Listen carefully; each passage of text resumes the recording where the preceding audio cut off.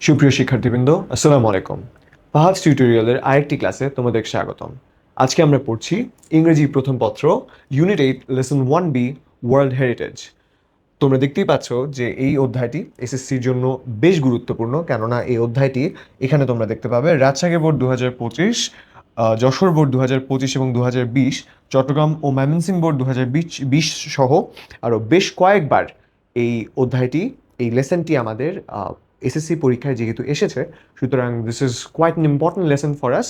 এবং আসলে there is a lot to learn from it as well. এখান থেকে আসলে আমাদেরও শেখার মতো বিষয় আসলে অনেক কিছু আছে, কারণ ওয়ার্ল্ড হেরিটেজ মানে আমরা যখন চিন্তা করি, আমরা হয়তো গ্লোবাল পার্সপেক্টিভে চিন্তা করি, আমরা হয়তো বৈশ্বিক প্রেক্ষাপটে চিন্তা করি, আমরা হয়তো চিন্তা করি যে ওয়ার্ল্ড হেরিটেজ মানে বোধহয় আমাদের তাজমহল, ওয়ার্ল্ড হেরিটেজ বোধহয় আমার হয়তো মানে বিরাট আমার দূর দেশের কোনো খুব গ্র্যান্ড কোনো কিছু। কিন্তু আসলে আমাদের এই 1,46,000 বর্গ কিলোমিটারের দেশটার মধ্যেও যে আসলে অনেক রকমের ওয়ার্ল্ড হেরিটেজ আছে, আমরা কিন্তু সেটা সম্পর্কে আসলে ঠিক অবগত নই। এবং এই লেসনে আমরা আমাদের দেশে অবস্থিত একটি ওয়ার্ল্ড হেরিটেজ সাইটের কথা জানতে পারবো। সাথে আছি আমি, শাহজাহান বিন মাহমুদ, অধ্যয়নরত রয়েছি ঢাকা বিশ্ববিদ্যালয়ের আইন বিভাগে। তো আসো শুরু করা যাক। আচ্ছা, সো আমাদের প্রথম স্লাইডটা এখানে আমাদের সামনে আছে। এখানে প্রথম বাক্যে আসলে আমাদের মূলত হেরিটেজ কি এই বিষয়টাতে আসলে আমাদের ধারণা দেওয়া হয়েছে। যেহেতু আসলে আমাদের লেসনটাই হচ্ছে ওয়ার্ল্ড হেরিটেজ, সুতরাং হেরিটেজ কি এটা না বুঝে কিন্তু আমরা কোথাও যেতে পারবো না। এবং প্রথম লাইনটাতে হেরিটেজের বেশ কয়েকটা বৈশিষ্ট্য দেখানো হয়েছে, আমরা সেই বৈশিষ্ট্যগুলো এখন দেখব। Heritage is what we inherit from the past, live within the present, and then pass on to our children or future generation. অর্থাৎ হেরিটেজের বেশ কয়েকটা বৈশিষ্ট্য এখানে বলা হয়েছে। আমরা প্রতিটা বৈশিষ্ট্যকে আলাদাভাবে ব্রেকডাউন করে করে দেখব। হেরিটেজ কি? হেরিটেজ প্রথমত হচ্ছে what we inherit from the past. Inherit বলতে মূলত আসলে যেটা বোঝায় সেটা হচ্ছে পারিবারিক বা বংশগত সূত্রে আমরা যখন কেউ কোনো কিছু পাই, তখন আমরা সেটাকে ইনহেরিট বা ইনহেরিটেন্স সাধারণত আমরা যেটাকে বলি পৈতৃক সূত্রে যেটা আমরা পাই বা ফ্যামিলি সূত্রে আমরা যেটা পাই। এখানে আমরা বোঝার সুবিধার্থে কথাটাকে আসলে খুব সহজ রাখার জন্য we are going to say যে ইনহেরিট অর্থ হচ্ছে পাওয়া, যেটা আমরা আসলে পাই। তা আমরা এটা কোত্থেকে পাই? আমরা পাই ফ্রম দ্য পাস্ট, অর্থাৎ এই জিনিসটা আমাদের কাছে এসছে পাস্ট থেকে। Live within the present, present অর্থ বর্তমান। লিভ উইদিন, লিভ উইদিন মানে হচ্ছে, লিভ উইদিন মানে হচ্ছে বাস করা।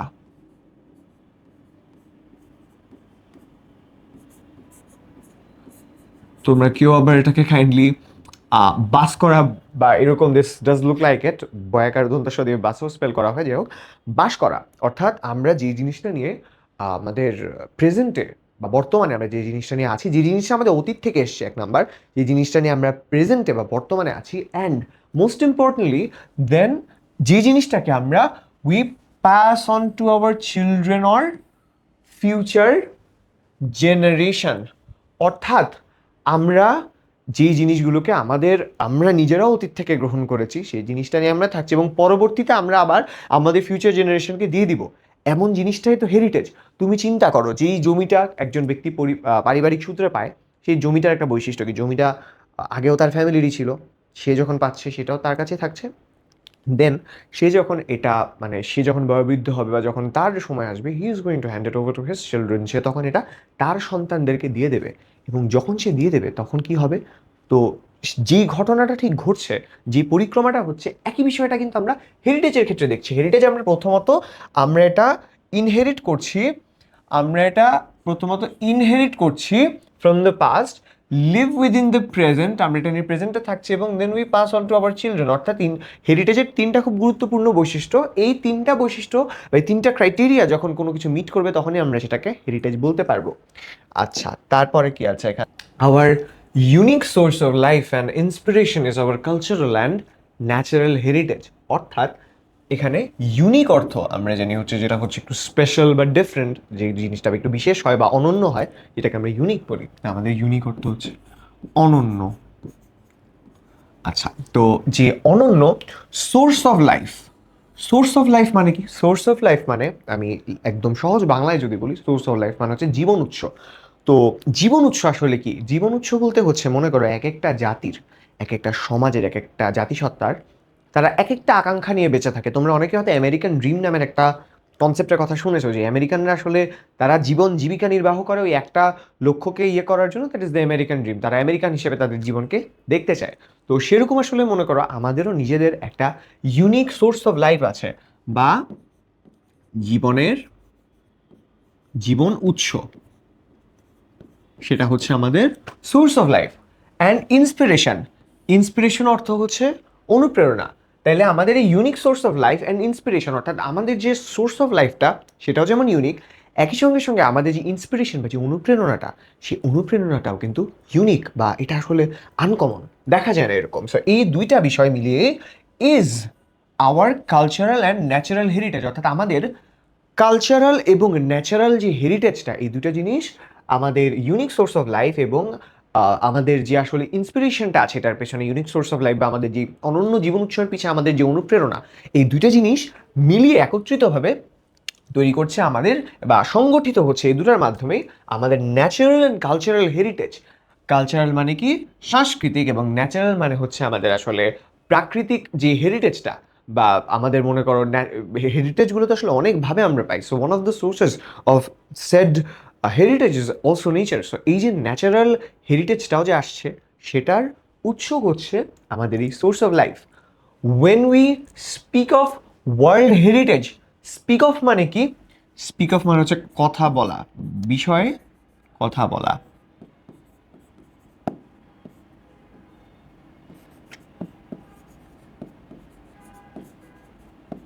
তো আমরা যখন কোনো বিষয়ে, কোন বিষয়ে আমরা কথা বলি, when we talk about world heritage, আমরা যখন বিশ্বের এই বিভিন্ন হেরিটেজ সম্পর্কে কথা বলতে আসি, ইট ইন্ডিকেটস, এর দ্বারা ইন্ডিকেটস হচ্ছে ইঙ্গিত করে, এটা ইঙ্গিত করে, এটা কি ইঙ্গিত করে, প্লেসেস অ্যান্ড সাইটস, জায়গা এবং স্থান, that we that we inherited from the past, that we inherited from the past and pass on to the future। অর্থাৎ আমরা যখন বৈশ্বিক প্রেক্ষাপটে হেরিটেজ বা ওয়ার্ল্ড হেরিটেজের কথা চিন্তা করি, তখন এটা মূলত কি ইন্ডিকেট করে বা কিসের দিকে ইঙ্গিত করে, এটা ইঙ্গিত করে বিভিন্ন প্লেসেস অ্যান্ড সাইটস, বিভিন্ন জায়গাগুলোর প্রতি ইঙ্গিত করে, that we inherited from the past and pass on to the future. এখন pass on to the future generation of the entire world, মানে পুরো বিশ্বের এই যে আমাদের আসন্ন যে জেনারেশন বা নতুন যে জেনারেশনগুলো আসে, আমরা যে জিনিসগুলো নিজেরাও পাই এবং তাদের কাছে যে জিনিসগুলো আমরা পুট ফরওয়ার্ড করি বা আমরা এগিয়ে দিই, সেই জিনিসগুলোকে আমরা মূলত কি বলছি, আমরা সেগুলোকে বলছি আমাদের হেরিটেজ। তো কথা হচ্ছে যে তাহলে আমার হেরিটেজের প্রথমের যে বৈশিষ্ট্য ছিল, বৈশিষ্ট্যের সঙ্গে কিন্তু এখানে সম্পূর্ণরূপে মিলে যাচ্ছে, যে আমরা এটা পাস্টটা থেকে ইনহেরিট করি, ফিউচারে পাস অন করে দিই, সেটা আমার বৈশিষ্ট্য। কিন্তু তুমি প্রশ্ন করতে পারো যে আসলে ওয়ার্ল্ড হেরিটেজ বলতে আসলে ভাই আমরা মানে জায়গাগুলোকেই কেন ইউজুয়ালি দেখি, বা আসলে দেখা যায় যে শুধু why the places only, the word heritage essentially it can be cultural heritage. আমরা এই যে মাত্র তো কালচারাল হেরিটেজের কথা পড়ে আসলাম, আমরা ন্যাচারাল হেরিটেজের কথা বললাম, then why exactly is cultural heritage the only type of heritage that we inherit and tend to call global world heritage? কেন শুধুমাত্র আমরা এই ওয়ার্ল্ড হেরিটেজ বলতে আমরা শুধুমাত্র এই বৈশ্বিক প্রেক্ষাপটে হেরিটেজের কথা বলতে গেলেই কেন শুধুমাত্র আমরা এই জায়গা স্থানের কথা বলি? বিষয়টা হচ্ছে আসলে পৃথিবীর যে সংস্কৃতি বা পৃথিবীর মানব জাতির এই যে 7 বিলিয়ন পিপল অন দিস আর্থ, আমাদের যে এই সংস্কৃতি আছে আমাদের, এটা কিন্তু ইজ ভাস্টলি ডিফারেন্ট। আমাদের যে প্রাকৃতিক পরিবেশ আছে, নেচার, এগুলোও ডিফারেন্ট। কিন্তু আমাদের সব পার্থক্যের মধ্যেও amidst all the differences there is one thing that makes us united। একটা জিনিস আমাদেরকে কিন্তু ঐক্যবদ্ধ করে, সেটা কি? Any achievement on part of humanity is essentially achievement on part of mankind। মানব জাতির যে কোনো সাফল্য সামগ্রিক মানব জাতির জন্যই কিন্তু একটা সাফল্য। আমরা কিন্তু এই জিনিসটা রিয়েলাইজ করি না। When we say someone walked on the moon, আমরা যখন বলি যে কেউ চাঁদে হেঁটেছে, তখন কিন্তু কোনো একটা মানুষ চাঁদে গিয়েছে, তখন কিন্তু এটা সমগ্র মানব জাতির জন্যই একটা উইন, যে আমরা এই কাজটা করতে পারছি, we have been able to achieve this feat. সুতরাং এই জন্য আসলে দেখা যায় যে এই যে ওয়ার্ল্ড হেরিটেজগুলো, এগুলো আসলে এত সুন্দর বা এত ইউনিকলি তৈরি করা, বা আসলে তাদের সার্কামস্ট্যান্সেস সারাউন্ডিং দেম, তাদের যে তৈরি হওয়ার প্রেক্ষাপটটা, সেটা আসলে এত চমকপ্রদ। তো দেখা যায় যে আমরা আসলে we can not but include them or be proud of them as humans and consider them to B hour achievements. আমরা আসলে মানে এগুলো এতটা মানে ইউনিক এবং এতটা অসাধারণ এর মধ্যে কিছু সৃষ্টি, আমরা আসলে এগুলোকে না আমাদের অ্যাচিভমেন্ট না ভেবে আসলে পারি না। উদাহরণস্বরূপ আমরা বলতে পারি এই যে গিজার যে পিরামিডস গুলো আছে আমাদের ইজিপ্টে, মানে এখনো আসলে অনেক বিজ্ঞানী they marvel at how this was created. অনেকে আসলে অনেক থিওরিজ দেয়, এটা I don't actually know if there is a proven theory এটা নট, বাট এটা আসলে তখনকার মানুষ যে এত এই টেকনোলজি খাটিয়ে যে এটা ডেভেলপ করতে পারবে, দ্যাটস অ্যামেজিং। এরকম আরও আমাদের বিভিন্ন যে ওয়ার্ল্ড হেরিটেজ সাইটগুলো আছে, আমরা আসলে এগুলো দেখলে এখনও অস্ট্রাক হই যে কীভাবে করে ওই আমলের মানুষ বা ওই সময়ের মানুষ এটা করতে পেরেছে। সো দ্যাটস ওয়াই আমরা আসলে এই জায়গাগুলোকে ওয়ার্ল্ড হেরিটেজ বলি, কারণ এটা আসলে সমগ্র মানব জাতিরই একটা অ্যাচিভমেন্ট। সেই জন্য সমগ্র মানব জাতি এটা ইনহেরিট করে, নিজেদের মধ্যে কন্টেইন করে, অ্যান্ড দেন ফিউচারে পাস অন করে দেয়। আচ্ছা, সো নাও মুভিং অন, আমরা পরের স্লাইডটাতে যদি যাই, এখানে দেখো তোমরা একটা চিত্র দেখতে পাবে, একটা ছবি দেখতে পাবে, পিকচার ইজ ভিজিবল হিয়ার। এটা তোমরা কি জানো এটা কি? Can you identify? এটা হচ্ছে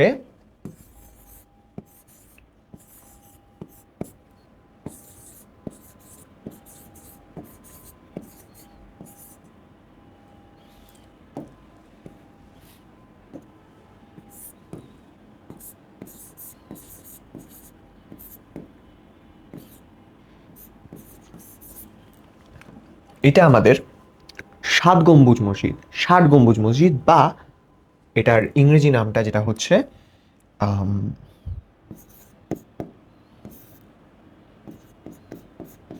60 ডোম মস্ক। অর্থাৎ এই মসজিদটার নাম 7 গম্বুজ মসজিদ, অথবা আমাদের 60 ডোম মস্ক। এটা আমরা অনেকেই চিনি, বিশেষ করে আমাদের খুলনা, বাগেরহাট এইসব অঞ্চলের মানুষ যারা আছে তারা তো quite certain most of you know this is, আমরা অনেকেই জানি যেটা কি। এবং যাদের আসলে হয়তো এখানে একটা কনফিউশন আছে যে ডোম কি, তো ডোম শব্দটা দ্বারা তো সাধারণত আসলে বোঝায় যে এরকম কোনো গোলাকৃতির কোনো বিল্ডিংয়ের উপর কোনো কিছু যখন অবস্থান করে, আমরা এই পার্টটাকে সাধারণত আমরা ডোম বলি। এই মসজিদটার ক্ষেত্রে তুমি যদি চিন্তা করে দেখো, তাহলে এই যে এই স্তম্ভগুলো, এই যে যে আমাদের সেমি সার্কুলার বা অর্ধগোলাকৃতির যে জিনিসগুলো উঠে আছে, এগুলো সবগুলোকে আমরা একত্রিত করে আসলে আমাদের ডোম বলছি। এবং সাধারণত দেখা যায় যে ইসলামিক যে আমাদের স্ট্রাকচারগুলো হয়, বা মসজিদ, বিভিন্ন অ্যারাবিক রিজিয়নের, স্পেশালি অ্যারাবিক টেস্টের যে স্ট্রাকচারসগুলো হয়, বা Arabic architecture essentially, which is দেখা যায় যে একটা মসজিদে সাধারণত একটাই গম্বুজ থাকে, বা একটাই এরকম হচ্ছে এরকম পিলারেটেড বা এরকম একটা রাউন্ড সার্ফেস থাকে, চারদিকে তো ছোটো ছোটো কিছু পিলার থাকে, বাট গম্বুজ কিন্তু সাধারণত একটাই থাকে। কিন্তু এই মসজিদটার বা এই স্পেশালিটিটা বা ওয়ার্ল্ড হেরিটেজটার বৈশিষ্ট্য কি? এটার 7টা গম্বুজ আছে। তো কোয়েশ্চেন হতে পারে যে কেন আসলে 7টা গম্বুজ এখানে করতে হলো, বা হোয়াট ইজ দ্য নেসেসিটি, সেটা আমরা পরে একটু দেখতে পারবো। এখানে আমরা টেক্সটে যদি একটু চলে আসি, দিস ইজ দ্য 7 গম্বুজ মস্ক। 7 গম্বুজ মসজিদ, এটা in Bagerhat, which is such a heritage. অর্থাৎ এই যে এতক্ষণ ধরে আমরা বিভিন্ন ওয়ার্ল্ড হেরিটেজ কি এগুলো নিয়ে আইডিয়া পেলাম, আমাদের 7 গম্বুজ mosque is in Bagerhat is a heritage of this sort. অর্থাৎ এরকমই একটা নিদর্শন হচ্ছে আমাদের এই 7 গম্বুজ মসজিদ। এটা পরিণত হয়েছিল, কিসে পরিণত হয়েছিল? UNESCO world heritage site. এটি ইউনেস্কোর একটা বিশেষ ক্যাটাগরাইজেশন আছে, তারা বিভিন্ন সাইটকে ওয়ার্ল্ড হেরিটেজ সাইট বলে ঘোষণা দেয়। তো একটু আগে যে কথাটা আসলে তোমাদেরকে বললাম যে any achievement on part of humanities achievement all over. তো এই জন্য আসলে তারা মূলত এই ধরনের একটা তালিকা মেনটেন করে, যেখানে তারা আসলে এরকম মার্ভেলাস যে আমাদের আর্কিটেকচারাল বা সাইটগত যে ফিটগুলো আছে, এই চমৎকার এফর্টগুলোকে মানব জাতির জন্য হাইলাইট করতে পারে, সেই জন্য তারা একটা লিস্ট মেনটেন করে, যেটাকে তারা বলে UNESCO world heritage site list. এবং এই লিস্টের মধ্যে 1985 সালে আমাদের এই 7 গম্বুজ মসজিদকে ইনক্লুড করা হয়। This became a world heritage site in 1985। 1985 সালে এটা একটা ওয়ার্ল্ড হেরিটেজ সাইটে পরিণত হয়। অরিজিনালি আমাদের অরিজিনালি বিষয়টা কীরকম ছিল? The historic mosque was known as Khalifatabad. অর্থাৎ এই মসজিদটার অরিজিনালি হিস্টোরিক মানে কি? হিস্টোরিক মানে আমার হচ্ছে এখানে ঐতিহাসিক।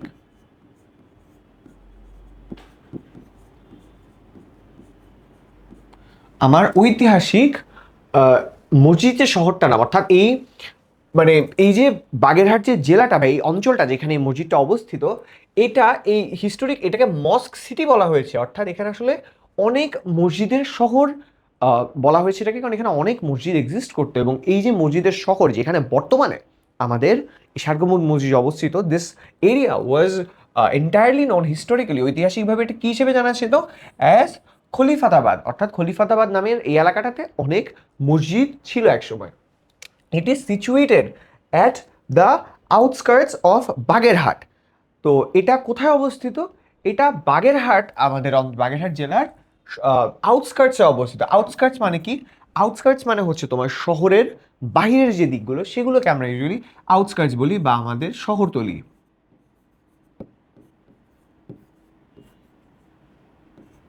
তো বাগেরহাট জেলার আমাদের শহরতলিতে এই এই যে আমাদের ষাট গম্বুজ মসজিদের যেই জায়গাটা বা খালিফাতাবাদ নামে যে জায়গাটা পরিচিত ছিল, সেই জায়গাটা অবস্থিত। আচ্ছা, so it is situated on the outskirts of Bagerhat town, not very far from dense mangrove forest of the Sundarbans. অর্থাৎ আমাদের এই সুন্দরবন যে আমাদের জলাভূমিটা আছে বা আমাদের ম্যানগ্রোভ ফরেস্টটা আছে, সেই ম্যানগ্রোভ ফরেস্ট থেকে অনাদূরে এই খলিফাতাবাদ জেলাটা, এই খলিফাতাবাদ স্থানটা ঐতিহাসিকভাবে যেটা খলিফাতাবাদ ছিল সেটা অবস্থিত, এবং এটি situated at the outskirts of Bagerhat town. Bagerhat শহরের থেকে খুব বেশি একটা দূরে নয়, এবং অ্যাট দ্য সেম টাইম সেটা আমাদের সুন্দরবনেরও বেশ কিছুটা কিন্তু নট ভেরি ফার, অর্থাৎ সুন্দরবন থেকে খুব বেশি কিন্তু এটা দূরে না। আচ্ছা, তো এরপরে খালিফাতাবাদের আরও কিছু বৈশিষ্ট্য আমরা জানতে পারবো। খালিফাতাবাদ ওয়াজ আ মুসলিম কলোনি। আচ্ছা, তো কলোনি মানে কি?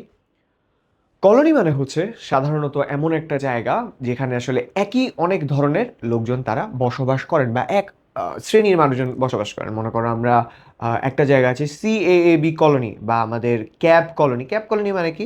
হয়তো সেখানে ক্যাবের কর্মকর্তা বৃন্দরা যারা থাকেন, তারা হয়তো ক্যাব বা সিভিল এভিয়েশন অথরিটি যেটা বাংলাদেশের, সেটার সদস্যরা যারা, তারা হয়তো ওখানে থাকেন, এই জন্য এটাকে ওরকম এটাকে ক্যাব কলোনি বলে। এরকম আসলে অনেক কলোনি থাকে। তো এরকম আমাদের যে খলিফাতাবাদ এই জায়গাটা, এটা ছিল একটা মুসলিম কলোনি। তুমি হয়তো বলতে পারো যে আচ্ছা, আমাদের এই দেশে তো আসলে মেজরিটি মুসলমান, তাহলে মুসলিমদের দেশে বা আমাদের যেখানে আসলে মানে মুসলমান মেজরিটি কান্ট্রিতে, এখানে আসলে মুসলিম কলোনি আসে কোত্থেকে? Back when this is about, এটা যখনকার কথা, তখন Islam was not as widespread in this region. ওই সময়টাতে আসলে ইসলাম এতটা এই অঞ্চলে প্রচারিত ছিল না, বা ইসলামের ব্যাপারে আসলে এত মানুষ জানতো না। দেখি সেই হেতু আসলে দেখা যেত যে মুসলিমরা সংখ্যালঘিষ্ঠই সাধারণত থাকতো, সংখ্যাগরিষ্ঠ থাকতেন অন্য অন্য ধর্মাবলম্বী ব্যক্তিরা। তো খলিফাতাবাদ এরকম ছিল একটা Muslim colony. It was founded by মানে কি? গঠিত হয়েছিল। আচ্ছা, তো কার দ্বারা গঠিত হয়েছিল? ভাই টার্কিশ জেনারেল, টার্কিশ সামরিক কর্মকর্তা, এ সেইন্ট, একজন পীর, ওয়ারিয়র, আবার উনি যোদ্ধাও। অর্থাৎ আমার এখানে টার্কিশ জেনারেল মানে তো তুর্কি অঞ্চলের একজন, তিনি সামরিক বাহিনীর প্রধান ছিলেন। সেইন্ট মানে তিনি একজন পীরও ছিলেন। সেইন্ট মানে আমার এখানে পীর, সেইন্ট মানে তিনি একজন পীরও ছিলেন, এবং ওয়ারিয়র তিনি অ্যাট দ্য সেম টাইম ছিলেন। ওয়ারিয়র মানে উনি একজন যোদ্ধাও ছিলেন। ওনার নামটা কি ছিল?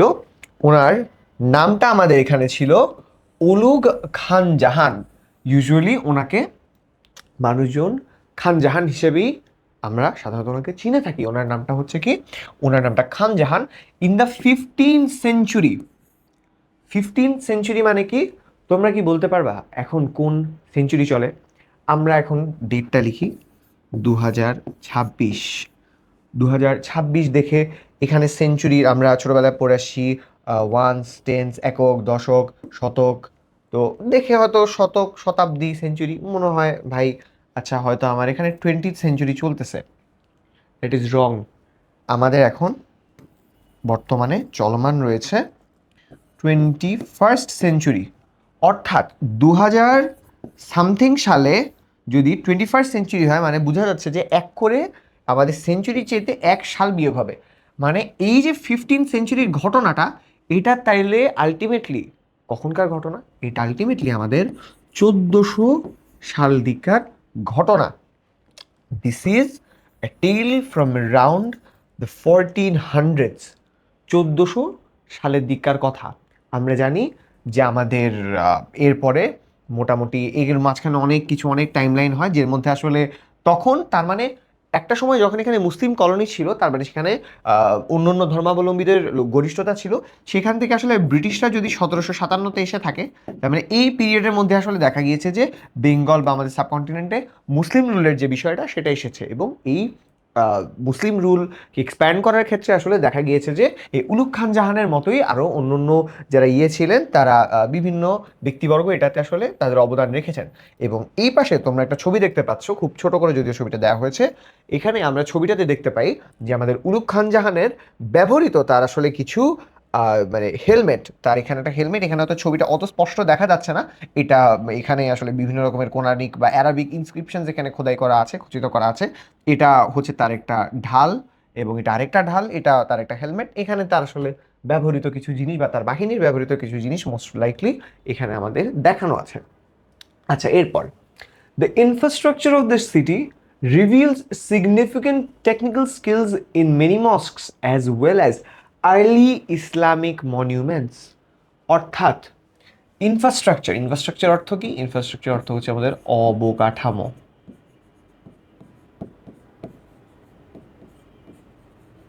তো এটার যে অবকাঠামোটা, এই শহর বা এই সিটির যে অবকাঠামোটা, সেটা রিভিল করা মানে হচ্ছে প্রকাশ করা। কি প্রকাশ করে আসলে এটা? সিগনিফিকেন্ট টেকনিক্যাল স্কিলস, অর্থাৎ বিশেষ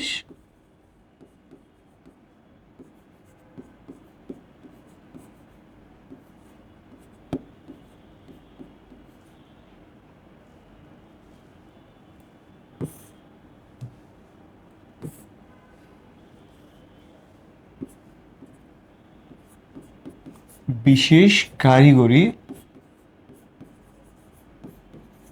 দক্ষতা in many mosques as well as early Islamic monuments.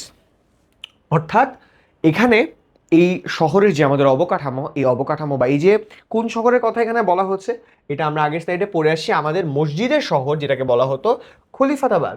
অর্থাৎ আমার এখানে আমি যখন সিটি বলছি, দিস ইজ এসেনশিয়ালি কি খলিফাতাবাদ। খলিফাতাবাদ শহরে কি দেখা যেত? খলিফাতাবাদ শহরের অবকাঠামো এটা প্রকাশ করত যে সেখানে সিগনিফিকেন্ট টেকনিক্যাল স্কিলস ছিল, অর্থাৎ বিশেষ কারিগরি দক্ষতার ব্যবহার হতো। এবং সেই ব্যবহারটা কিসে দেখা যেত? ইন মেনি মস্কস, আগেই বলা হয়েছিল অনেক মসজিদ ছিল, এবং সেই মসজিদগুলো এতটা সুন্দরভাবে নির্মিত ছিল যে আসলে সেখানে কারিগরি দক্ষতাটা তাদের প্রকাশ পেত। অ্যাজ ওয়েল অ্যাজ, তারও কিসে প্রকাশ পেত? আর্লি ইসলামিক মনিউমেন্টস, অর্থাৎ বিভিন্ন রকমের ইসলামিক স্তম্ভ আমরা আসলে দেখতাম যে সেখানে পাওয়া যেত। Baked bricks were used for the construction of the buildings. আচ্ছা, তো বেকড ব্রিক্স মানে কি? বেকড ব্রিক্স মানে আসলে আমরা মূলত যেটা বুঝি সেটা হচ্ছে আমাদের বর্তমানে যে আমাদের তোমরা দেখবে যে বিভিন্ন ব্রিক ফিল্ড বা ইটের ভাটায় চুল্লিতে জ্বালিয়ে যে ধরনের ইট তৈরি করা হয়, সেগুলোকে সাধারণত বেকড ব্রিক বলে। কেন? কারণ ওটা মনে করো যে তোমার একটা ভারী চুল্লির মধ্যে দিয়ে মাটিটাকে শেপ করে সেটাকে ভারী চুল্লির মধ্যে দিয়ে জ্বালানো হচ্ছে, সোর্ট অফ একটা কেক বা অন্য যে কোনো পণ্য বেকিং করার মতোই এটাকে বলা হয়। এই জন্য আমরা এটাকে বলছি বেকড ব্রিক্স। তো বেকড ব্রিক আসলে তখনকার আমলে দেখা যেত যে মানুষ টেরাকোটা বা অন্য অন্য এই ধরনের জিনিসপাতি ইউজ করলো। Baked bricks were not that common, এবং তারা কিন্তু এটাতে বেকড ব্রিক্স ব্যবহার করেছে, যে জিনিসটা আবারও তাদের ওই টেকনিক্যাল যে স্কিলটা ছিল সেটা দিয়ে আরেকটা প্রমাণ। তো বেকড ব্রিক্স তারা কিসে ব্যবহার করেছে? Were used for construction of the বিল্ডিংগুলো তৈরির জন্য ব্যবহৃত হয়েছে। The planning of this city, planning অর্থ হচ্ছে পরিকল্পনা, the planning of this city was dominated, বা এটাতে কি প্রাধান্য পেয়েছিল? Tradition of Islamic architecture and decorations were, and the ডেকোরেশনটা কি ছিল? ডেকোরেশনের মধ্যে দেখো কি ছিল? Combination of Mughal and Turkish architecture. আচ্ছা, সো এখানে আমরা দেখতে পাই যে এই সিটিটার প্ল্যানিং বা পরিকল্পনার ক্ষেত্রে এই যে খলিফাতাবাদ যেটাকে নিয়ে আমরা কথা বলছি, এটার পরিকল্পনা কি দ্বারা ডমিনেটেড, বা কি দ্বারা আসলে আমাদের কোন বিষয়টা এখানে প্রাধান্য পেত? প্রাধান্য পেত ট্রেডিশন অফ ইসলামিক আর্কিটেকচার, স্বাভাবিকভাবেই যেহেতু এটা মুসলিমদের একটা কলোনি, এখানে আসলে স্বাভাবিকভাবেই ইসলামিক আর্কিটেকচারটা প্রায়োরিটি পাবে। আর ডেকোরেশনের যে বিষয়টা, ডেকোরেশনে কিসের প্রাধান্য পেত? কম্বিনেশন, একটা যুগল, কিসের একটা যুগল? Of Mughal and Turkish architecture. অর্থাৎ আমাদের এখানে মানতে হবে দ্যাট যেহেতু আমাদের যে কুলু খান জাহান উনি যেহেতু টার্কিশ জেনারেল ছিলেন, স্বাভাবিকভাবে he is going to carry some Turkish ideals, philosophies with him. এবং সেই জিনিসগুলোর কারণে আসলে দেখা যায় যে টার্কিক যেই ইয়েটা ছিল, আর যেহেতু মুঘলরাও they were a part of this civilisation as well, তাদেরও আমরা অনেকটা ইনফ্লুয়েন্স আসলে এই যে আমাদের খলিফাতাবাদ সিটির প্ল্যানিং এবং আমাদের পরবর্তী যে ইনফ্রাস্ট্রাকচারের ডমিনেশন, এটার ক্ষেত্রে আসলে আমরা এই দুটা বিষয়ের প্রভাব খুব গুরুত্বপূর্ণভাবে দেখতে পাই। আচ্ছা, সো এরপর এরপর খানজাহান আরও কি করেছিলেন? খানজাহান বিল্ট, তিনি কি কি বানিয়েছিলেন? আ নেটওয়ার্ক অফ রোডস, অর্থাৎ নেটওয়ার্ক মানে কিন্তু সেই নেটওয়ার্ক না, নেটওয়ার্ক মানে হচ্ছে একটা একটার সাথে ইন্টারকানেক্টেড, সেই অর্থে এখানে network of roads, bridges, public buildings, reservoirs, অনেক কিছু কিন্তু তিনি বানিয়েছিলেন, একটা নেটওয়ার্ক বানিয়েছিলেন। কিসের উনি নেটওয়ার্কটা বানিয়েছিলেন? Of roads, bridges and public reservoirs. কারণ তুমি চিন্তা করে দেখো, তুমি যখন একটা বাসযোগ্য নগরী বা একটা হ্যাবিটেবল সিটি তুমি তৈরি করতে চাচ্ছ, what do you need, what are your essentials? এখানে দেখো, তুমি তোমার রাস্তা লাগবে যাওয়ার জন্য স্বাভাবিকভাবে, ব্রিজ তোমার লাগবে নদীনালা পার করার জন্য, বাংলাদেশ নদীমাতৃক দেশ, দের আর লট অফ রিভার্স, তোমার ডেফিনেটলি ব্রিজ লাগবে। পাবলিক বিল্ডিংস, অর্থাৎ একটা এলাকা পরিচালনার জন্য বা একটা এলাকার জন্য স্বাভাবিকভাবে ইউ রিকোয়ার পাবলিক স্পেসেস বা পাবলিক বিল্ডিংস কিন্তু আসলে আমাদের প্রয়োজন হয়। এবং অ্যাট দ্য সেম টাইম আমাদের কি লাগবে? রিজার্ভয়ার্স লাগবে। রিজার্ভয়ার্স মানে কি? অনেকে আমরা হয়তো রিজার্ভয়ার্স মানে বুঝতেছি না। রিজার্ভয়ার্স অর্থ হচ্ছে ওয়াটার স্টোরেজ বা ওয়াটার স্টোর, বা আমাদের পানি রাখার যে পানির ট্যাঙ্ক আমরা সাধারণত যেটাকে আসলে বলে থাকি, that is what is meant by water reservoirs. অর্থাৎ খানজাহান কিন্তু একটা নেটওয়ার্ক স্থাপন করলেন এই জিনিসগুলার। কি উদ্দেশ্য নিয়ে তিনি এটা করলেন? তিনি এই উদ্দেশ্য নিয়ে করলেন so that city becomes a habitable place, শহরটা যেন আসলে দেখা যায় যে একটা বাসযোগ্য একটা জায়গা হয়ে উঠতে পারে। সেটাই ছিল তার প্রথম এবং প্রধান লক্ষ্য, to make the city habitable. শহরটাকে বাসযোগ্য করার জন্য তিনি এই জিনিসগুলো কিন্তু বানালেন। আচ্ছা, এরপর কি হচ্ছে? দেয়ার ওয়ার অ্যাবাউট 300 একটু there were about 360 mosques in the city. শহরটিকে কি তাইলে এমনি এমনি মসজিদের শহর বলা হতো? এই একটা শহরের মধ্যেই 360টা মসজিদ ছিল এই সিটিতে। কোথায়? আমাদের খলিফাতাবাদে 360 মস্কস ওয়ার দেয়ার। অ্যামং দেম, এদের মধ্যে মোস্ট রিমার্কেবল, সবচেয়ে রিমার্কেবল বা সবচেয়ে চমকপ্রদ, রিমার্কেবল মানে হচ্ছে চমকপ্রদ,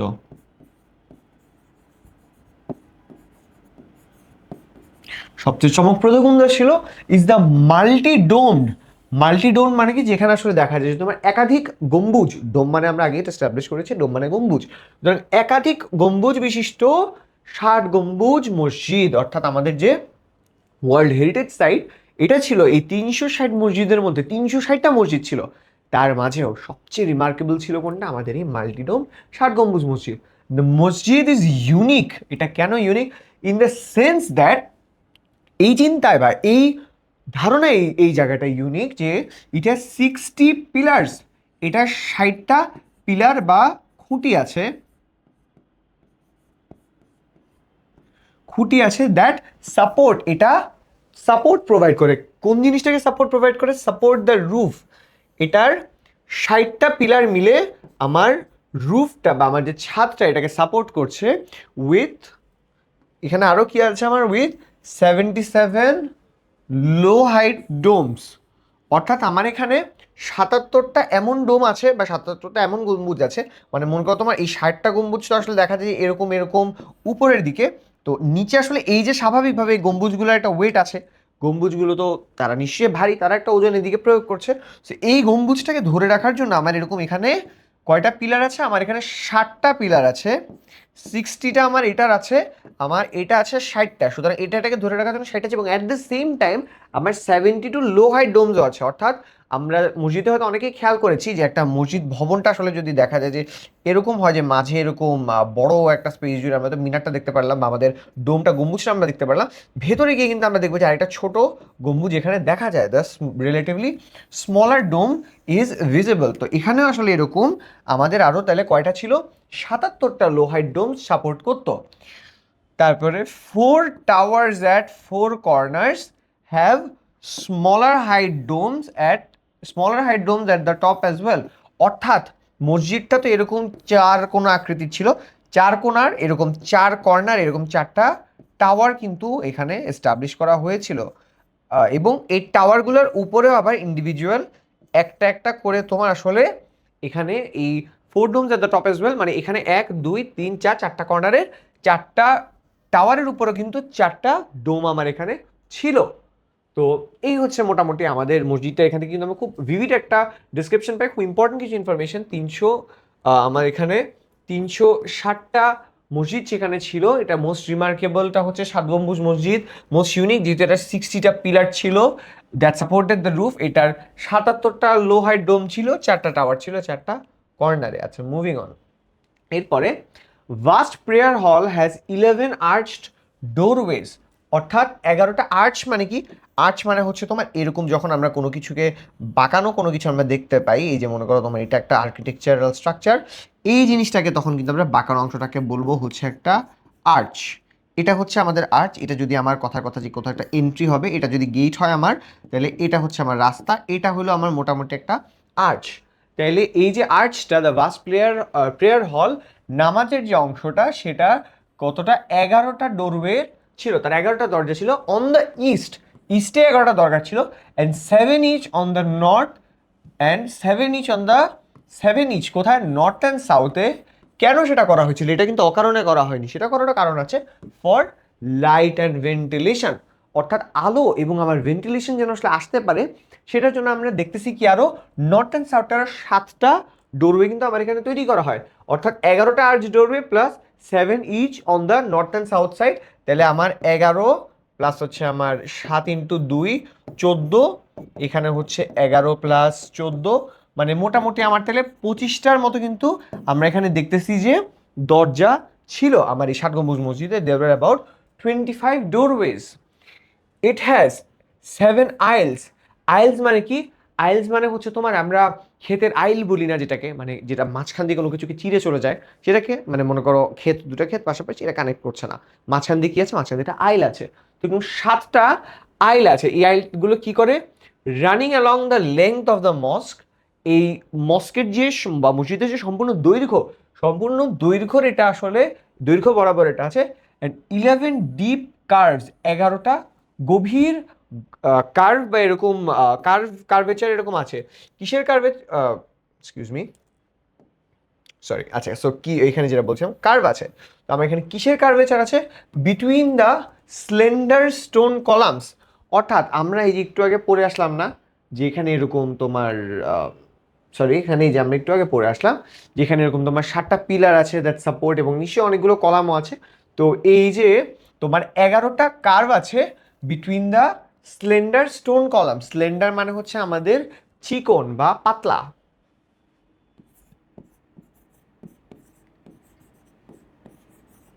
চিকন। তো দেখা যেত যে আমাদের 11টা ডিপ কার্ভ কিসের মধ্যে, স্লেন্ডার স্টোন কলামগুলোর মধ্যে 11টা গভীর কার্ভ ছিল।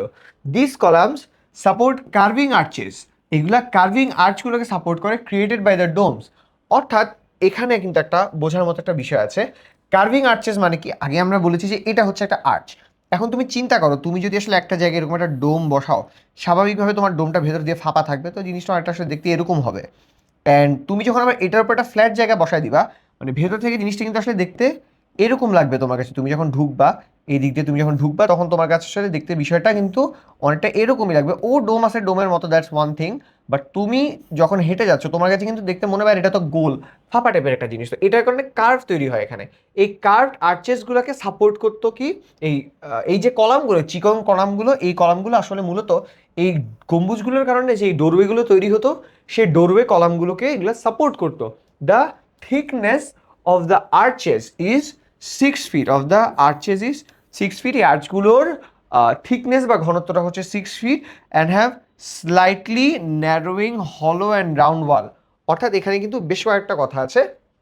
স্লাইটলি, স্লাইটলি মানে হচ্ছে অল্প বা সীমিত, তো অল্প বা সীমিত কি আছে, ন্যারোয়িং, ন্যারোয়িং মানে হচ্ছে এরকম চেপে যাওয়া। আচ্ছা কিসে চেপে, কোন বিষয়টা আমরা এখানে কথা বলছি, the thickness of the arches, আর্চেসগুলো নিয়ে আমরা এখানে কথা বলছি। তো আমাদের আর্চগুলো হচ্ছে স্লাইটলি ন্যারোয়িং, অর্থাৎ এই আর্চগুলো আস্তে আস্তে এরকম মোটা থেকে এরকম ন্যারোর দিকে শুরু হয়ে আসতে থাকে, এবং অ্যাট দ্য সেম টাইম এটা হচ্ছে তোমার মোটামুটি আহ, এই ন্যারো হয়ে আসার পাশাপাশি যে রাউন্ড ওয়ালগুলো আছে, এই রাউন্ড ওয়ালগুলোকেও বা গোলাকার আমাদের দেয়ালগুলোকেও আসলে এই জিনিসটাই দেখা যায় যে অ্যাকোমোডেট করে। আচ্ছা, সো এরপরে কি আছে, দ্য ওয়েস্ট হল। ওয়েস্ট মানে কি, ওয়েস্ট মানে হচ্ছে পশ্চিম।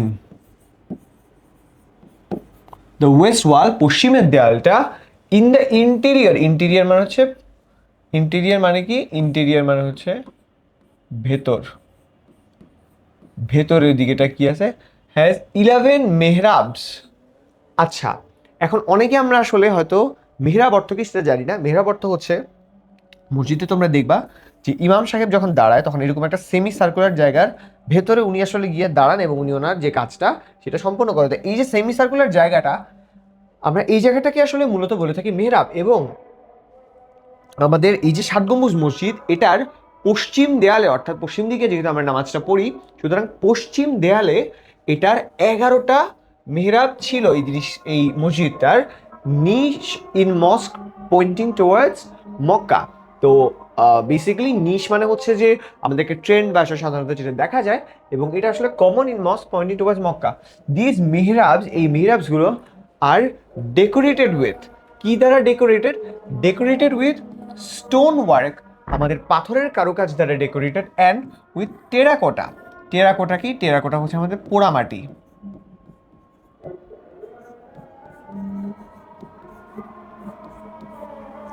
পোড়ামাটি এবং পাথরের কাজ দিয়ে এটা তৈরি করা। দ্য ফ্লোর, মসজিদের যে ফ্লোরটা, floor of the mosque is made of brick.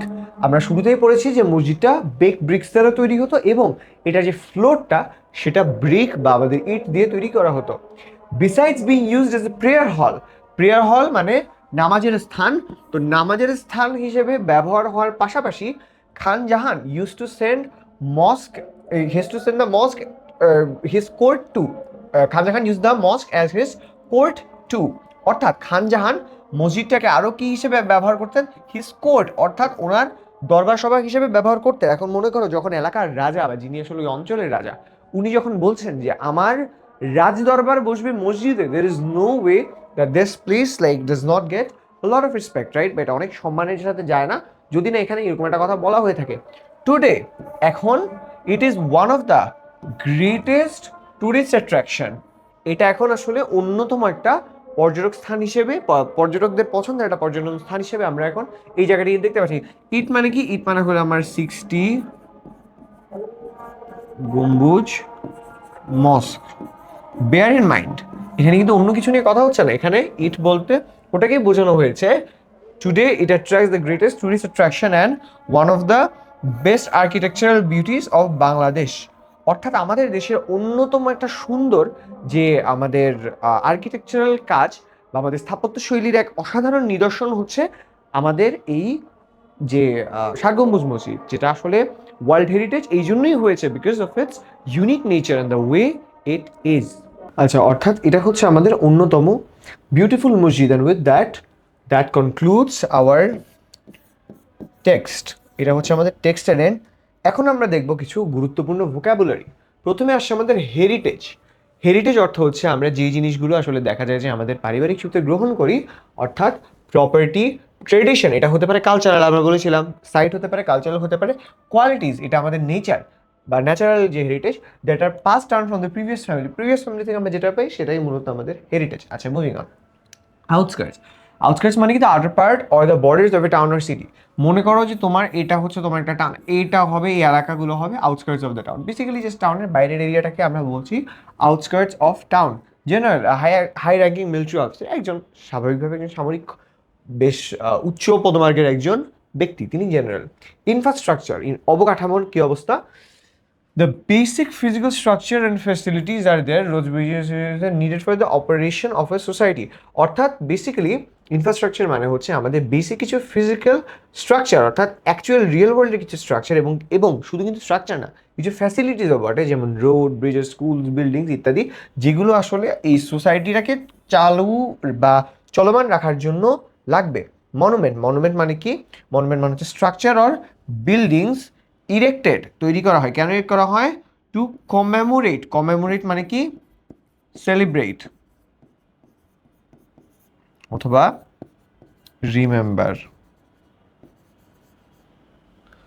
Two commemorate a person, event or historical period. কিছুদিন আগে আমাদের জুলাই গণ অভ্যুত্থান দিবস গেল, that was basically us commemorating the July movement. আসলে এই মুভমেন্টটা যখন হয়েছিল তখন এটা আসলে কার্যকরী ছিল, অ্যান্ড দ্যাট ইজ দ্যাট। আচ্ছা, এটা গেল আমাদের এই পেজের।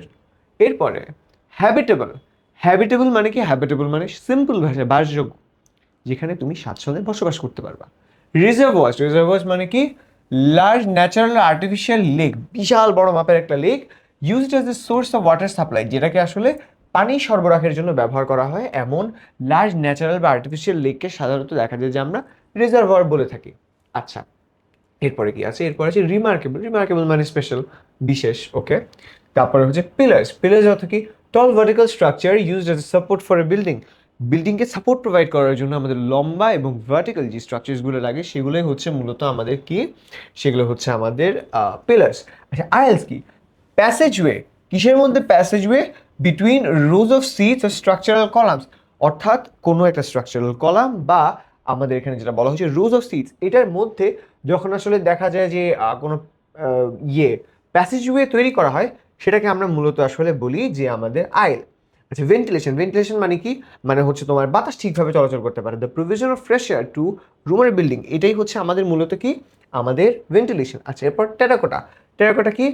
আনগ্লেজড, অর্থাৎ গ্লেজ করা হয়নি বা বিশেষ কালার দেওয়া হয়নি, এমন ব্রাউনিশ রেড আর্থেনওয়্যার, ব্রাউনিশ রেড কালারের এক প্রকার আর্থেনওয়্যার, যেটাকে আমরা বলছি terracotta, used as a decorative building material. অর্থাৎ এখন যেহেতু স্বাভাবিকভাবে টেরাকোটার ব্যবহারটা কম, সেই জন্য এটাকে আসলে মূলত ডেকোরেটিভ পারপাসেসে এটাকে অনেক সময় ইউজ করা হয়। মেহরাব মানে কি? নিশ মানে হচ্ছে এখানে স্পেসিফিক, একটা specific wall of a mosque, একটা মস্কের specific wall that indicates the direction of Mecca, অর্থাৎ যেদিকে আসলে মিহরাবটা থাকে বা সেদিকেই আসলে মূলত আমাদের যে মুয়াজ্জিন বা আমাদের মুয়াজ্জিন ওদিক ফিরে আজান দেন, আমাদের দেখা যায় যে আমাদের যে ইমাম উনি ওখানে দাঁড়িয়ে নামাজটা পড়েন। সো এটা আসলে মূলত মক্কার দিকে নির্দেশ করে, এটা হচ্ছে সবচেয়ে বড় কথা। আচ্ছা, এখন আমরা কিছু এমসিকিউজ দেখবো, যেখানে আমরা কারেক্ট অ্যান্সারটা খুঁজে বের করবো from the alternatives. First question, the mosque was famous, formally recognized as, এখন তার মানে আমাদের মস্ক সিটি যেটার কথা আমরা আগেই বলেছিলাম, এটা কি হিসেবে বলতো? সেটা কি বাগেরহাট ছিল না? বাগেরহাট তো মডার্ন নেম, বাগেরহাট হবে না। ইসলামিক কলোনি না, ইসলামিক কলোনি বলতে আসলে কিছু আমি আমার প্যাসেজে পড়ি নাই। টার্কিশ কলোনি কেন হবে? তাইলে আমার এখানে বইয়ে মেনশন আছে এটা ডাইরেক্ট খালিফাতাবাদ হবে, এখানে আসলে কোনো কথা নাই, সেটা answer Khalifatabad is the right answer. আচ্ছা, এরপর the word unique means, unique কথাটার অর্থ কি? Uncommon, unusual, alike, universal.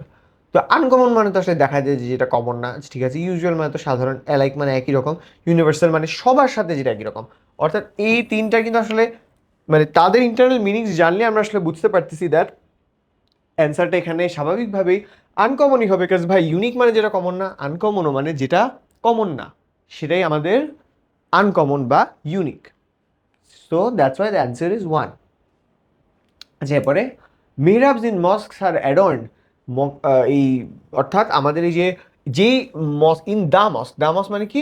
মসজিদটি, কোন মসজিদ নিয়ে আমরা এখানে কথা বলতেছি? আমরা এখানে কথা বলতেছি একটা স্পেসিফিক মসজিদ নিয়ে, যে মসজিদের মিহরাবটা কি দ্বারা অ্যাডর্ন করা ছিল? With terracotta, with stain glass, with bake bricks, with flowers. Bake bricks building বানানোর জন্য ব্যবহৃত হয়েছে, so no, what is even this? আর মোটামুটি দুটো অপশন তাহলে আমাদের হাতে থাকছে, স্টেইনড গ্লাস আর একটা হচ্ছে টেরাকোটা। সো আমরা একটু আগেই পড়ে আসলাম টেরাকোটার যে ইউজ, বা এই সময় টেরাকোটার ইউজ হওয়াটা ওয়াজ নট আনন্যাচারাল, সুতরাং এখানে আমার টেরাকোটাটা অ্যান্সার হওয়াটা most likely, and the answer is terracotta. Okay. আচ্ছা, which of the following is the closest meaning of the word infrastructure? Infrastructure মানে হচ্ছে আমাদের অবকাঠামো।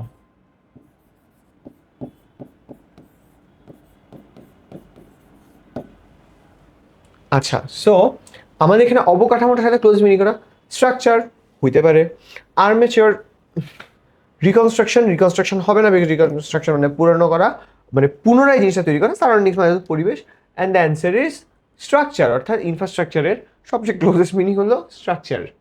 আচ্ছা, এরপরে হাউ ইজ দ্য প্রেয়ার হল, ওই প্যাসেজে প্রেয়ার হলের কথা বলেছে, প্রেয়ার হলটা কিরকম। হ্যাঁ, আমরা একটু প্রেয়ার হলের ওই জায়গাটাতে যাই, চলো আমরা আবার ওই স্লাইডটাতে ফেরত যাই যেখানে প্রেয়ার হলের কথা বলা হয়েছিল। আচ্ছা, প্রতিটা প্রেয়ার হলে কি কি আছে দেখো, প্রেয়ার হলের বৈশিষ্ট্য আমরাগুলো এখন গুনবো। That's why you should read, এটা যদি তুমি প্যাসেজ না পড়ো you will never know the answer. এক নম্বর হচ্ছে 11টা আর্চ ডোরবেল আছে, 7 on each side, north and south, অর্থাৎ এই তিনটা বিষয় তোমার আছে। হ্যাঁ, তো আমার কাছে একটা ছোট বিষয় এরকম আছে, ইস্টে যেটা হচ্ছে আমার 11টা আর্চ ডোরওয়ে আছে, কিন্তু এগুলো 7টা নর্থ আবার 7টা সাউথেও কিন্তু আছে। So for ventilation and light. এখন এখানে যদি আমরা 22 নম্বরে আসি, 22 নম্বর আমাদেরকে কি বলছে, 22 নম্বরে প্লেয়ারে কি আছে, it is 25 doors for light and ventilation. And অ্যান্সারটা যদি তুমি চেক করো, বাকিগুলো বললাম না, it is 25। Do you know how it is 25? টেক্সটে দেখবা যে 11টা কোথায় ছিল দেখো তুমি। আমরা এই স্লাইডটাতে আবার যদি একটু করে ফেরত যাই, এক্সকিউজ মি, এই স্লাইডটাতে আমরা যদি একটু করে আসি, এটাতে তোমরা দেখবা যে আচ্ছা, এই যে আমার 11, এখানে আমরা একটা হিসাব করছিলাম, হিসাবটা আবার করবো। 11 আর্চ ডোরওয়ে, অর্থাৎ আমার 11টা আর্চ করা ডোরওয়ে, তার সাথে 7টা ইস্ট অন দ্য ইস্ট, 11টা হচ্ছে আমার ইস্ট, এরপর আমার 7+7 হচ্ছে নর্থ প্লাস সাউথের জন্য। সো আমার এখানে 7+7 হলো 14, 11+14 সমান সমান হচ্ছে 25, এটাই মোটামুটি। অ্যান্ড সেম হিসাবটা আমরা যদি আবার এখন ওই জায়গাতে নিয়ে যাই, মস্কের ড্রোন, ড্রোন নিয়ে কথা তো হয়ে গেছে। আচ্ছা, তো এখানে the prayer hall is 25 doors, আর আমরা আগে এস্টাবলিশ করছি 11 প্লাস সামথিং সামথিং, এটা আসলে মোটামুটি এখানে 11 প্লাস, দুঃখিত 11 প্লাস মনে পড়ছে আমার, 11+7+7 সমান সমান যে 25টা ডোরওয়ে এখানে ছিল, decorated with many domes, not exactly. আর হচ্ছে যে এখানে, হ্যাঁ এখানে স্বাভাবিকভাবে ডোমটা ডেকোরেট করা ছিল না, ডেকোরেশনের জন্য ডোমটা এখানে ছিল না। আর তার চেয়ে হরাইজন্টাল না, আমরা তো পড়তেছি যেখানে আর্চ, মানে আর্চ কখনো হরাইজন্টাল হওয়াটা আসলে উইয়ার্ড। আচ্ছা, যাই হোক। And then prayer hall is nicely adorn with 60 pillars. Adorn মানে হচ্ছে তোমার সাজানো। এটা তো মোটামুটি কমন সেন্স যে 60টা পিলার যে জিনিসগুলো বিল্ডিংয়ের ভেতরে যায় সেগুলো তোমাকে অ্যাডর্ন করতে পারবে না কোনো। Answer is one of course.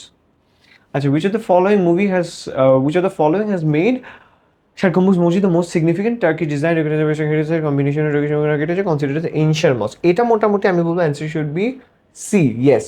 কারণ the combination of Turkish and Mughal architecture কিন্তু এই মসজিদটাকে মোস্ট সিগনিফিক্যান্ট করছে। আমরা যদি একটু টেক্সটটা খেয়াল করে দেখি, টেক্সটে যদি আমরা ফেরত যাই, টেক্সট আমাদেরকে কি বলছিল, টেক্সট আমাদেরকে বলছিল যে মোস্ট, না এই যে এই টেক্সটাতে আমরা যদি যাই, এটাকে 360 মার্কের মধ্যে অ্যামং দ্য মোস্ট রিমার্কেবল, সবচেয়ে চমকপ্রদ কোনটা ছিল আমাদের এই যে গাড়িটা যেটা নিয়ে কথা হচ্ছে, সরি দুঃখিত, আমাদের এই যে মসজিদটা শাহ গম্বুজ মসজিদ, এটা নিয়ে কথা হচ্ছে। এই মসজিদটা সবচেয়ে বেশি আমাদের ইয়ে ছিল, কেন ছিল এটা, কারণ দেখো, কারণ এটাতে combination of Turkish and Mughal architecture ছিল, মুঘল টার্কিশকে মিলানোর কারণেই দেখা দিয়েছে যে এটা হচ্ছে সিগনিফিকেন্ট ছিল। আচ্ছা, Muslim colony situated at the outside of Bagerhat was a desolate welcoming crowded barbarous. তো ডেসোলেট মানে একা, কিন্তু দেখো তারা আসলে যে পরিমাণ ইনফ্রাস্ট্রাকচার তৈরি করতো, স্বাভাবিকভাবেই তারা আসলে একা থাকার কথা না। সো ডেসোলেট বার। আচ্ছা, এরপর হচ্ছে ক্রাউডেড মানে হচ্ছে যে দেখা যেত যে যদি অনেক মানুষ থাকে স্বাভাবিকভাবে ক্রাউডেড, বারবারাস ধারণা করা হতো যে সেই অঞ্চল এর মানুষ আসলে দেখা যায় যে হয়তো একটু ভায়োলেন্ট, এটাও আসলে ধারণা করা হতো। কিন্তু আমাদের এখানে আমরা দেখতে পাচ্ছি যে এখানে দ্য অ্যান্সার ইজ ওয়েলকামিং। কারণ তুমি চিন্তা করো যে মানুষটা সে আমাকে কোনো চেনে না জানে না, শুধুমাত্র আমার একটা লেখা পড়ে সে এখন লাইক আমাকে দেখা যায় যে অনেক ক্ষেত্রে এরকম হেল্প করতে যাচ্ছে, তাকে আমরা কী বলবো, তাকে আমরা ওয়েলকামিং বলবো। অনুরূপভাবে আমরা তৎকালীন সময় বাগেরহাটের মানুষজনকেও ওয়েলকামিং বলছে। এখন আমরা যে কোয়েশ্চেন অ্যান্সার দেখবো, কোয়েশ্চেন অ্যান্সারগুলো কীরকম, first question, what is the world heritage? এখানে তুমি একটা জিনিস স্টার্ট করার আগে আমি বলি, দেখবা যে দুই ভাগে অ্যান্সারটা করা হয়েছে, ফার্স্টে একটা অংশ, সেকেন্ডে একটা অংশ। যেহেতু কোয়েশ্চেনটা 2 মার্কস ক্যারি করে, ইট উইল বি বেটার যদি আসলে এটাকে এই ফর্মেটে লেখা হয়। ইন মাই ওপিনিয়ন, আমি সবসময় নিজেও এটা করে এসেছি এবং অন্যদেরকেও তাই সাজেস্ট করেছি। দিস ইজ বেটার, মানে দুইটা ইয়েতে লিখে সুন্দর করে। এর মধ্যে এখানে হচ্ছে প্রথমটাতে সামারি, এখানে দেন হচ্ছে তোমার এক্সপ্লানেশন। তো দেখা যায় যে আমার এখানে ওয়ার্ল্ড, এবং কোয়েশ্চেনটা কি ছিল? আমার কোয়েশ্চেন ছিল যে what is world heritage site? World heritage site কি? উনি এক লাইনেই বলে দিয়েছেন, world heritage site refers to unique cultural and natural sites inherited from the past and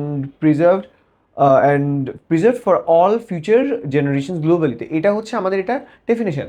আর এটা বৈশিষ্ট্যটা কি? It represent historical places that belong to the entire world rather than a single nation. She like them, সার্বভৌম মসজিদ carry A universal cultural value that must be protected for humanity. So সেটাতে খুশি কেন ছিল? Like the fact that this inherited this from all, because it represents historical places that belong to the entire world, অর্থাৎ পুরো ওয়ার্ল্ডের কাছে, যেহেতু আসলে পুরো ওয়ার্ল্ডের মানুষই এটার জন্য তার কাছে মানে ইয়ে করে, এটার জন্য আসলে সে এটাকে সেইভাবে সেই অনুপাতে গুরুত্ব দেয়।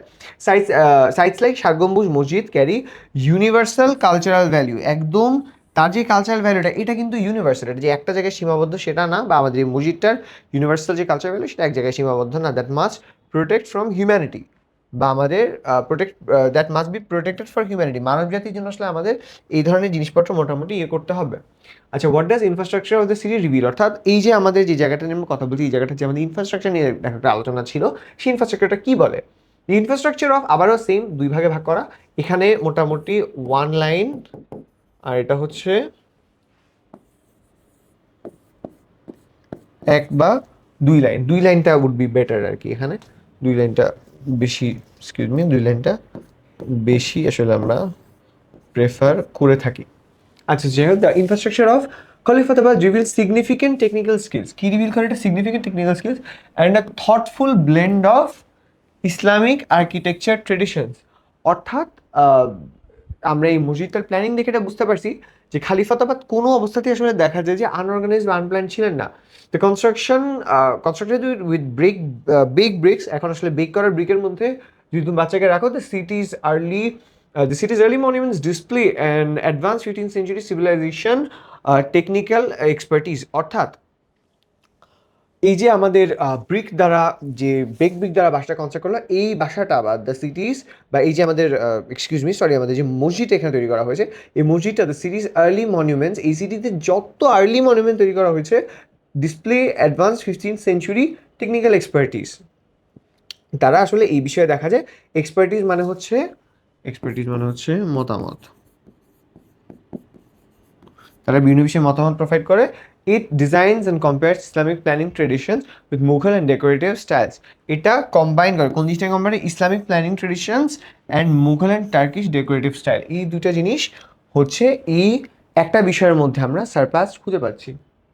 আচ্ছা, মোটামুটি লাস্ট কোয়েশ্চেনের কাছে গেছি। এটা how was the mosque use? মসজিদটা কীভাবে করে ব্যবহৃত হতো? আমরা দেখেছি মস্কটি দুভাবে ব্যবহৃত হতো, একটি হচ্ছে প্রেয়ার, আরেকটা হচ্ছে রাজার দরবার বা কোর্ট, মোটামুটি। হ্যাঁ, সো তার রাজার দরবার বা কোর্টটা কোথায় বসতো? এখানে বসতো। এবং এখানে এতটা দেখো সার্বভৌম নদীর সার্ভ ডুয়াল পারপাস, দ্বৈত কাজ করতো। কি কাজ করতো? সেন্ট্রাল প্লেস অফ ওয়ার্শিপ, মূল আমাদের নামাজের জায়গা হিসেবে, and court for judicial affairs, অর্থাৎ জুডিশিয়াল অ্যাফেয়ার্সে কোর্ট হিসেবে যেভাবে এটাকে ইউজ করা হতো, একইভাবে এটা আমাদের একটা কালচারাল হেরিটেজ সাইট বা আমাদের একটা সেন্ট্রাল মসজিদে নামাজ পড়ার মতো একটা বিষয় এটা কাজ করতো। সার্ভিং আসলে মূলত এখানে নামাজ পড়ার কথা বলা হয়েছে। As a massive prayer hall for worshippers, Khan Jahan Ali use most of his court. অর্থাৎ এই ইয়েটা, এই যে ম্যাসিভ প্রেয়ার হল তৈরি করার পাশাপাশি খান জাহান আলী তার মস্কটাকেও তার কোর্ট হিসেবে ব্যবহার করতেন। It also serves a major architectural tourist landmark in Bangladesh. এখনও পর্যন্ত এটা সার্ভ করে কী হিসেবে? সার্ভ করে মেজর আর্কিটেকচারাল ট্যুরিস্ট ল্যান্ডমার্ক যেগুলো আমাদের বাংলাদেশে আছে, সেগুলোকে আসলে এই জিনিসটা রিপ্রেজেন্ট করে, এই ষাট গম্বুজ মসজিদটা। অ্যান্ড দ্যাটস প্রিটি মাচ ইট। আমরা এই ক্লাসে ডিসকাস করেছি যে আমাদের সিন প্যাসেজটা কীরকম আসবে, সিন প্যাসেজ আমরা আসলে ভালোভাবে বুঝে নিয়েছি কীভাবে করে কী করব। অ্যান্ড মোস্ট ইম্পর্টেন্টলি আমরা কিছু এমসিকিউ সলভ করেছি। এমসিকিউসগুলো বোর্ডে অনেক সময় আসলে পেঁচিয়ে দেয়, তো সেক্ষেত্রে ভালো প্রিপারেশন নিয়ে যাওয়াটা উড বি অ্যাট মোস্ট। আর মোটামুটি এইটাই ছিল আজকে আমাদের ক্লাসে। See you in the next class. Till then it's Shahad Azari from Dhaka University law department signing off. Thank you very much. সালামু আলাইকুম। Have an excellent day.